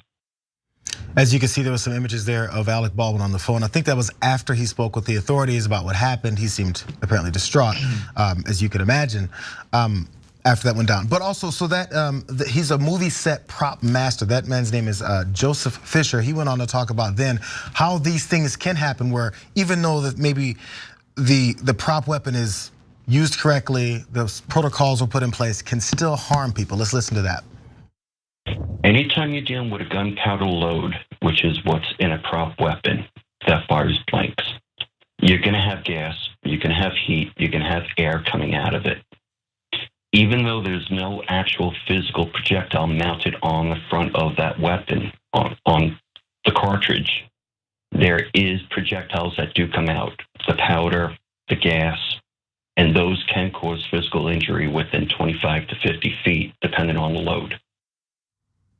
Now that was actually stuck out, because he said 25 to 50 feet, it can still cause some level of damage. And I see a lot of films where it looks like the scene is shot with them much closer than 25 to 50 feet with a firearm, or a prop firearm in this particular case, and it can still harm people. So I wonder to the degree to which they keep this from happening on a regular basis, because it sounds pretty dangerous, you guys. So before we get to the details of how, the reason why these guns are always in films in the first place, first off, I want to hear what you guys have to say about this.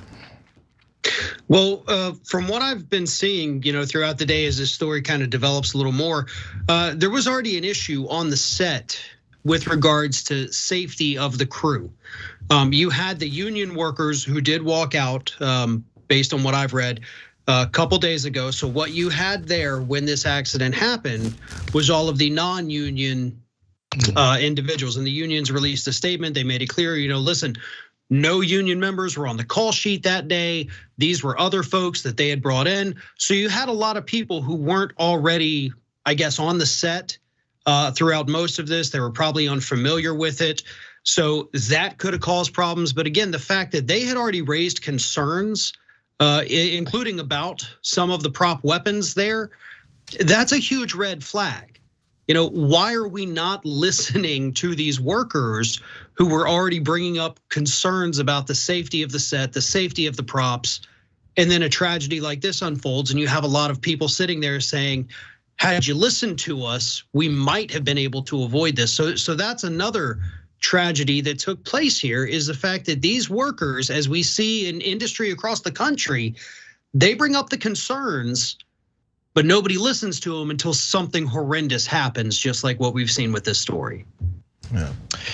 I'm just kind of just bewildered by the idea that 30 years after Brandon Lee, resources haven't been poured into figuring out how to make safe fake guns. That seems like something we should be able to do, something we should be able to accomplish, right. Just as a culture, as a society, and especially as a movie industry that rakes in tens of billions of dollars every single year. It would seem like we should be able to make a gun that doesn't harm people, but gives you all of the effects. I'm just shocked by that. This technology seems so primitive in its usage and how it's carried out.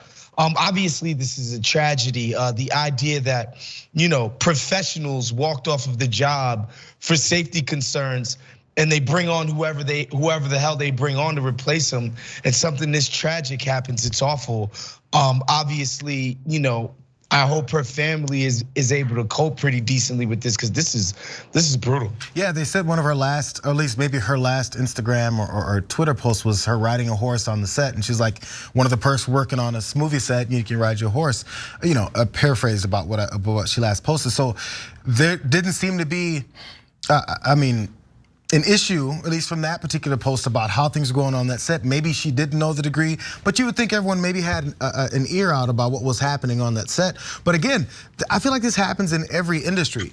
I thought about it just with politics and anything from as simple as like, you say you work at a restaurant to even something as big and could affect a lot of people, like on a movie set. It's a huge production. And I think people get comfortable. Again, the Brandon Lee thing happened in '93, and before that was '84 with that smaller film. But I think people, after going through the protocols, you got this safety feature and that feature, people are like, oh, we got it together. Oh man, no one has been hurt or injured and luckily killed from this type of stuff. And then once you let that guard down and think we're just flowing easily and smoothly, it's okay. And then this happens again. So things like safety, and then when you're actually using firearms on a set, there's no time to let your guard down. But we get comfortable with everything that we're doing. People play with guns all the time thinking this, I've had this gun for 20 years, it's fine, and then that's when the bad thing happens. And I don't think movie sets are off of that kind of thing. But again, there's people whose jobs there are to make sure this doesn't happen. And apparently, as you mentioned, Farron, they weren't listened to. Well, and another part too, as was pointed out here, there's no reason why they can't figure out how to make a prop gun that doesn't actually, have the potential to kill anybody or even hurt anybody. I mean, when you look at technology today, the things that we're able to do. Yeah. And sending people to Mars. I know, and you're gonna tell me we can't make a fake gun that goes bang. Or even that, I mean, look, even if we're not at that point, okay, I get it, small movie, low budget, but you can't add that in post. You can't go back and say, okay, we got to put in the sound of a gunshot, then we got to have a little burst in there too. I mean, that's really not exceptionally difficult, not exceptionally expensive. And in this particular instance, you could have saved somebody's life. So I don't get why something like this is even possible to happen. Because we could either have very safe replicas that do not fire anything, or my God, just do it in the edit. Just put it in the edit and move on. People might notice that. People are gonna notice stuff like that. If you see something, there's lots of movie nerds and wonks out there that if they see something off, there's people who watch movies looking for this one, some kind of a flow problem, or that looks so fake. There's gotten a point where everything has to look so real in movies. If you try and do something in post, and I'm not sure where the technology comes when it comes to making a fake firearm look like a real one, but it probably looks fake. And suddenly people don't want to see that movie anymore. I'm sorry, man. The most popular movies out right now are freaking dudes in tights. You couldn't get much faker than that MCU stuff. I don't think people really need that much realness or authenticity. And besides, if somebody's really crying about it on the fringe, we can't cater what we do to the fringes. These dorks. Come on now. It'll be the main. I'm telling you, there's a reason why we all know about it. It's because we hear about it all the time. To the degree to which people are like, that movie is so fake. If you look you talked about the Marvel movies. They do stunts and stuff, like the Transformers movies and war movies where things have to blow up and flip. There's actual explosions. There's pyrotechnic professionals that come on and do this stuff. There's real fire, but it's a controlled fire. And again, we get full of ourselves and go, I've been handling this for 20 years. What could go wrong? Let's just do it. And maybe a shortcut was taken. Maybe they were short on time. Who knows? I don't know the details behind any of the reasons why it got skipped over. But it's just human nature to bypass these things and try and still make sure it looks real. And hopefully we'll get another reset that lasts. I mean, 30 years is too short, So.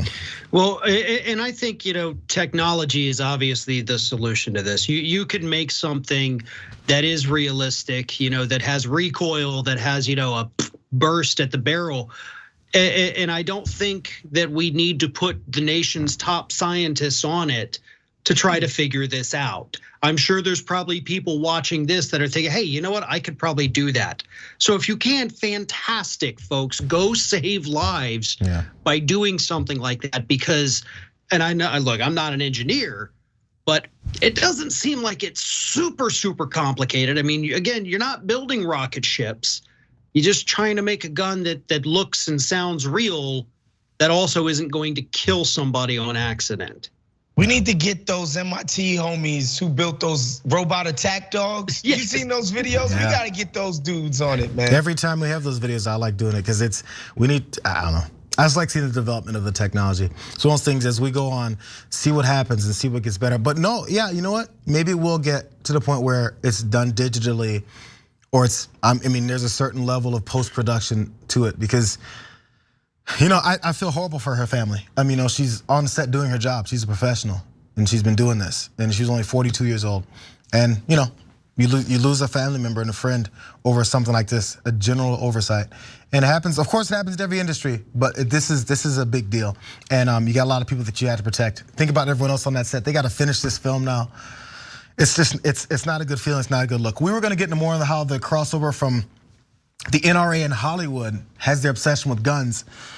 It's gonna have to be for another day because that definitely stuck out to me when it came to relating to this film. How so many Hollywood types and how many Hollywood films and TV shows are centered around violence and guns, but many of the people that are involved in this production and the actors and everyone involved in it in real life just aren't about it, but that kind of doesn't match up. Anyways, I guess I kind of touched on it. You guys don't get to. We got to take one more break, you guys, before we finish this hour. But when we do come back, I do want to get to the subject a little bit more, open up about this fight. It was a fight on the House floor. It was a fight, bruh. And we're gonna find out exactly who won, who threw the first punch and who threw the last. We'll be back.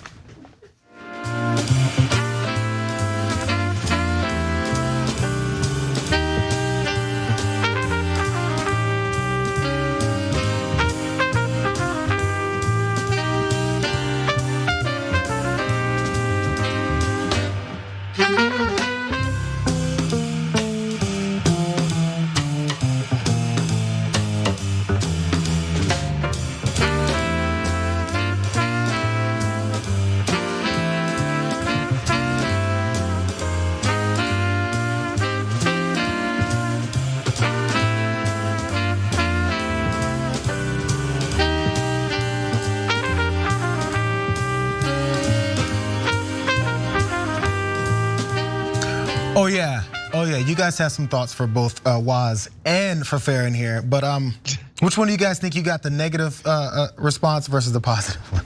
Marvel, I already know it's Marvel. I already know. I know what I'm doing when I tweet these people, trust me.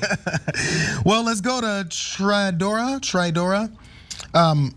Member comments here. They said, why are you hating on men in tights, Waz? You knew it. You knew it. And you know what? It stuck out to me too, because when I ran track, I wore tights all the time. I wasn't, leaping over buildings or, shooting fireballs out of my hand, but, tights. And by the way, I haven't seen these. I really want to see all these latest Marvel movies because I get caught up. They come out, I feel like they come out so quickly, and each of them is 4 to 5 hours long, and I just don't have the time. Yeah. No, who does? Warlock said, I hate to say it, but to echo a firearms expert, Baldwin has some real responsibility here. If you don't point a firearm at anybody, odds of hurting them go down phenomenally. But pointing it at them is what's happening in the film. As I touched on a little bit. There's a lot of these films that perpetuate this violence, and we're entertained by it. I watch movies with gun violence in it all the time. It's just what we are. But yeah, there's a point of firearm safety where it's just don't point at anyone, but they figure this is a prop gun, I'm gonna point at people. Let's get to the Farron comment. Where is it? Where is it? I just had, more capitalization and explanation points. So Farron, this is from Forrest Dudley, super chat comment. Love seeing you on TYT. Make a point to watch all of your videos and want you to know that we all share your visibly growing frustration with the news. Would love to see you follow up with your live stream idea. There's a live stream idea. You're over here starting things on the channel. Yeah, I've been wanting to do more live streams, and actually, a year or two ago, I wanted to start pulling in a bunch of other, leftist hosts and doing a weekly roundtable type thing, and I never got it off the ground because I'm doing so much already. But it's still an idea. It has not gone away. But actually, Mike Figueredo did a wonderful version of that with Dystopian Times. So he kind of, took that brilliant idea and he's using it. So he's great with that. So what if you want that roundtable live stream, he's amazing with it. Yeah, what I heard was someone stole your idea. And no. You're working on the next 4 shows that you're trying to. He does 2 shows, you guys. Just so you guys know, he does 2 shows. Sorry, he didn't steal his idea. I made that up. We have 30 seconds left. Hey, let's get one from me. Chase Essex, again, another super chat. As a Vikings fan, I'm loving today's hat, JR. Hi, Waz. Hi, Farron. Happy Friday to you all. Skull. I used to know what skull meant. I'm not sure which culture and background that comes from, but skull right back to you. As I mentioned, we have a couple more seconds before we come back from this break, and we're going to talk about that fight. Oh, that fight on the House floor. We'll be back.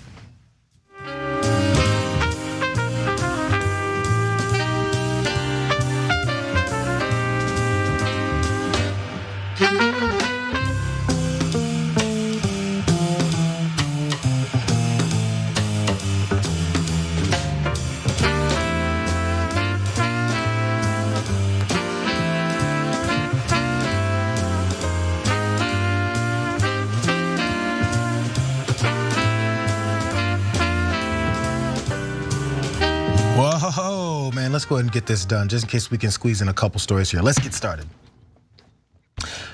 So the House was voting on whether or not on the resolution to hold Steve Bannon in contempt for completely ignoring the House, the January 6th Select Committee's subpoena for him. Marjorie Taylor Greene said she's had enough of this whole accountability thing, and I can't believe you guys are actually trying to exercise personal responsibility. So she's had enough. So she meandered her way over and decided to yell a little bit at Representative Jamie Raskin and Representative Liz Cheney, just to give them a little piece of her mind. And there's a little piece of her mind. That's all it takes, is about 4 to 5 seconds. So let's go to the altercation that happened. There was no sound with this, but we could see it spot shadows how Marjorie Taylor Greene approached. There's the 2 spot shows. Marjorie Taylor Greene's on the bottom there, and she approached Raskin and Liz Cheney there, and it went further. I'm gonna go to the details of what they were saying there. So Greene first pressed Raskin. He's who led the Democrats' prosecution of Trump during his impeachment, of course, we know that, asking him when he would investigate the violence surrounding the Black Lives Matter protests. That's according to Raskin. And he says, like with Kyle Rittenhouse, who went and killed 2 Black Lives Matter protesters, he said, I'm sure there'll be an opportunity for us to go get after that. And then Marjorie Taylor Greene says, this is a joke, right? Raising her voice, referring to the January 6th investigation and the Bannon contempt vote. Why don't you investigate something people actually care about? Because she knows what people care about. Liz Cheney then jumped in and she shot back at Greene and said that she was a joke and that she should be focusing on Jewish space lasers, which was a reference to the conspiracy theory, of course, that Marjorie Taylor Greene previously had promoted on Facebook, blaming space lasers controlled by a powerful Jewish family for starting the wildfires in California, because that makes a lot of sense. And there you have, apparently she had a live satellite view of these space lasers controlled by Jewish folks. And also, so in response to that, Marjorie Taylor Greene says, I never said that. You're done, you're a joke, is what she yelled at Cheney as she was leaving the chambers. I did see as she finished off and left the chambers, they got a little closer at one point, and maybe something could have jumped off. And she said, why don't you go investigate something that matters to the American people? And she's now in repetition mode for the things that she likes to say when someone disagrees with her. So again, I always bounce back and forth between people like Gates and Marjorie Taylor Greene and the Jim Jordans of the world as to their actual anger versus what they see as an opportunity to promote themselves, because that's always their number one focus, is promoting themselves, getting into fights, starting things. We've seen Marjorie Taylor Greene do this all over the place in the halls of Congress, now on the floor. She just does these things and then goes on TV to start talking about it. Before we go to her talking about it, first I want to hear what you guys have to say. So what high school was this again, where these kids were fighting like this? I missed the name, but no, this is, look, this is so nuts. And I've been using that word nuts far more recently than I think I ever have in my entire life, because everything is getting so ridiculous. And that is the only way to describe this. But you're totally right. Marjorie Taylor Greene kind of does these things. Has these big flare-ups, like a couple weeks ago when she goes and yells at him on the steps of Congress and then walks away like, I got him. No, you're nutty. if Republicans had any sense at all, they would just get rid of her. She is a huge liability for them. She's in a safe red district. You could kick her out and nobody's gonna bat an eye. You're still gonna win that district no matter what. And you get rid of this massive, liability that you've got walking around making a fool of herself every time she opens her mouth. But of course, they're never gonna do that because Marjorie Taylor Greene is more welcome in the party now than Liz Cheney is. Yeah. Yeah, they've completely taken over. Again, it used to be they used to do a wink and the nod to the lunatic fringe, and now they're just in the driver's seat. They're just straight up running the entire party from the top on down. I'm just confused how the Jews could come up with space lasers. They're secretly behind Black Lives Matter. They're making the best pastrami sandwiches in the world. These people are busy, man. Jesus Christ. Hey, maybe we could get them to work on those prop guns. If they can make a space laser, they can make a prop gun that's not going to kill somebody. It makes you wonder. So work on it, Soros. The end game in these types of accusations, like it's not to actually get to a actual focused point. It's just to have a general negative view of certain folks in certain situations. Now, Farron, you mentioned the high school that where this all happened. I was thinking more middle school, but just in case you guys can make this decision.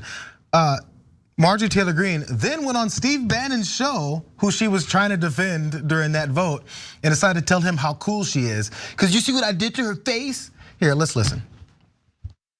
So then the vote took place, and of course, here they are celebrating, voting to hold an innocent American in contempt because you didn't go answer the subpoena and show up to their fake committee. Afterwards, when it was over, I was standing in the well on the House floor, and I had just had it listening to them lie over and over again, accusing you of organizing the January 6th riot. So I yelled at them on the House floor. I let Liz Cheney have it. I let Adam Schiff have it, and I let Raskin have it. I couldn't contain myself, and I said, you people are a joke. You don't care about the American people. You don't care about what the American people went through with BLM riots all over America, burning cities to the ground, burning businesses, looting, all the crime committed. You don't care about the police officers that were attacked in those communities. And they just laughed it off as if I had nothing important to say. I can't believe they just laughed you off like that. It's amazing. Like you have nothing important to say. This is outrageous. Can't believe that. So good, she's retelling her story. Yeah, I really talked to him. I told him what's up. And then after that, she went and told Jennifer, oh, well, no, I don't like her. This is supposed to appeal to voters? Is this supposed to appeal to voters? Are people supposed to then go the next time they're voting for Greene and go, oh, I remember that one time that she went on Steve Bannon's show and bragged about how she got into a fight with Liz Cheney. That was awesome. I like what she does for me. I guess to a degree it works. Look, she's here now, and it's not like she pulled a bait and switch on everyone. It's not like she came in with policy ideas and intelligence and then came in and flipped the script and became this idiot. She was an idiot from the beginning. This is what they wanted. This is what they've got. Well, she's an idiot who ran unopposed and still didn't even get 75% of the vote. So, we got to remember that part too. She didn't have anybody to run against. Even in my deep red district here, if I ran unopposed, I could probably do pretty well. But now she's got, how many people have lined up so far? I think 7.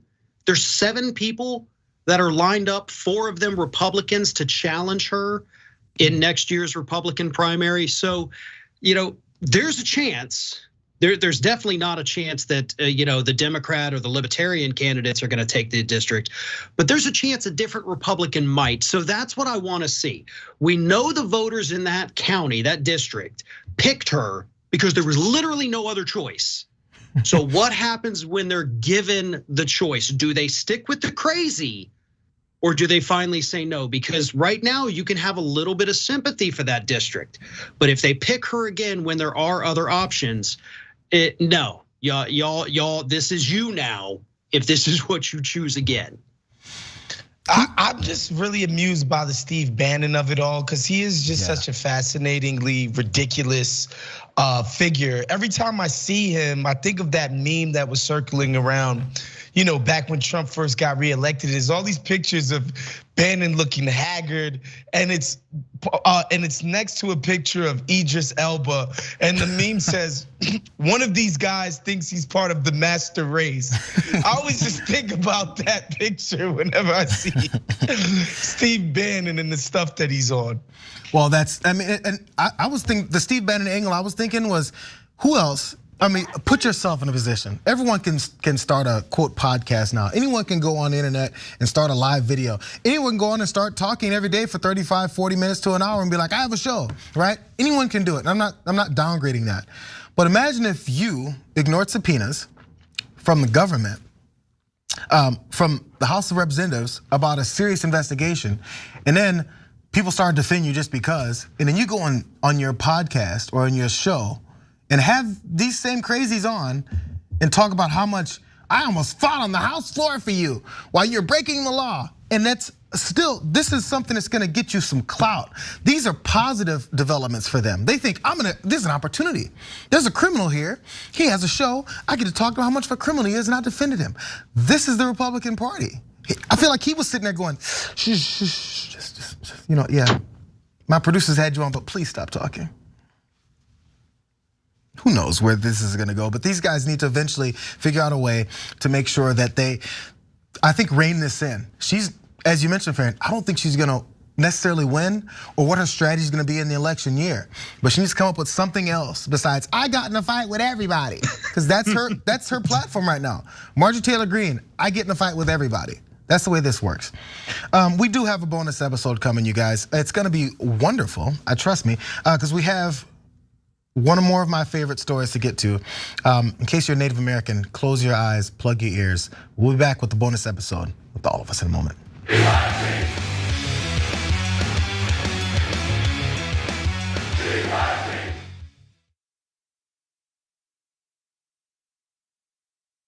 Old school's pitched to me from Jank. It'll just be me, you, Jesus, Ben, and maybe Michael. And we're like, okay, cool. I can do that every week. As you can see, me, Jesus, Ben.